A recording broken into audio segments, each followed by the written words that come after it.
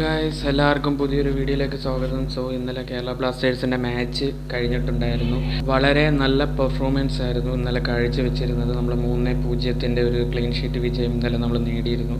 കഴിഞ്ഞ ഒരു 3 മാച്ചിൻ്റെ പെർഫോമൻസ് വെച്ച് നോക്കുകയാണെങ്കിൽ വളരെ ഇമ്പോർട്ടൻ്റ് ആയിട്ടുള്ളൊരു മാച്ചും കൂടിയായിരുന്നു.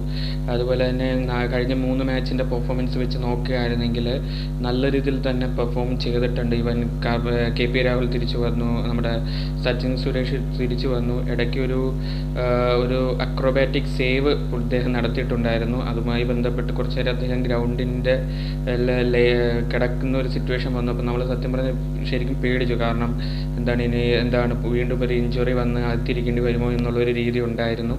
എന്നിരുന്നാൽ കൂടിയും അത്യാവശ്യം നല്ലൊരു പെർഫോമൻസ് ആയിരുന്നു. ഇപ്പം നമ്മുടെ ലൂണ തിരിച്ചു വന്നു. ലൂണയെ സെയിൽ ചെയ്യണമെന്നൊക്കെ പല പ്ലേയേഴ്സും പറഞ്ഞിട്ടുണ്ടായിരുന്നു. പ്ലേയേഴ്സ് അല്ല, പല ആൾക്കാരും പറഞ്ഞിട്ടുണ്ടായിരുന്നു.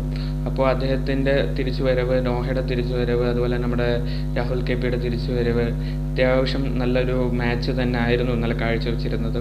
കഴിഞ്ഞ 3 മാച്ചിലെ ഈ വിജയം അല്ലെങ്കിൽ പരാജയം നമ്മൾ ഇന്നലെ ഒരു മാച്ച് കൊണ്ട് തന്നെ നമ്മൾ തകർത്തെറിഞ്ഞു എന്നുള്ളതാണ്.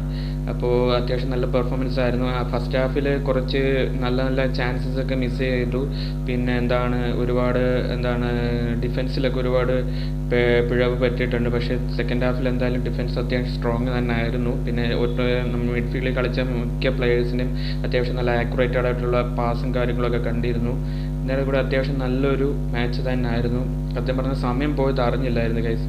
പിന്നെ കഴിഞ്ഞ 3 മാച്ചിൻ്റെ തോൽവി നമ്മുടെ ടീമിനെ നല്ല രീതിയിൽ ബാധിച്ചിട്ടുണ്ട്. കാരണം സ്റ്റേഡിയത്തിൽ അത്യാവശ്യം ഫാൻ സപ്പോർട്ടൊക്കെ വളരെ കുറവായിരുന്നു.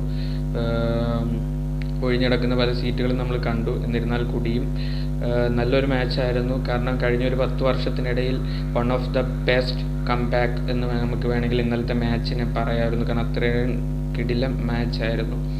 എന്തായാലും അടിപൊളിയായിട്ടുണ്ട്. പിന്നെ അപ്പാടെ എനിക്ക് ഇനി പറയാനുള്ളത് ഈ കൺസിസ്റ്റൻസി, അതായത് ഇപ്പം തന്നെ പോകുന്ന പോലെ തന്നെ മുന്നോട്ടുള്ള മാച്ചുകളും പോവുക. അടുത്ത മാച്ച് ഏകദേശം 2 ആഴ്ചകൾക്കപ്പുറം നമുക്ക് ഗോവയുമായിട്ടാണ്. അപ്പോൾ ആ മാച്ചിൽ നമ്മൾ പെർഫോമൻസ് ഇതേപോലെ തന്നെ കീപ്പ് ചെയ്യുകയാണെങ്കിൽ നമുക്കതും വിജയം നേടിയെടുക്കാം. ഇപ്പം നമ്മൾ 8ാം സ്ഥാനത്താണ്. നമുക്കൊരു 4-5 എത്തുക, അതിന് മുകളിലോട്ടൊക്കെ എത്താനാണ് ആഗ്രഹം. അപ്പോൾ എന്തായാലും അറിയില്ല. അപ്പോൾ ഇത്രയേ ഉള്ളൂ ഇന്നത്തെ വീഡിയോ.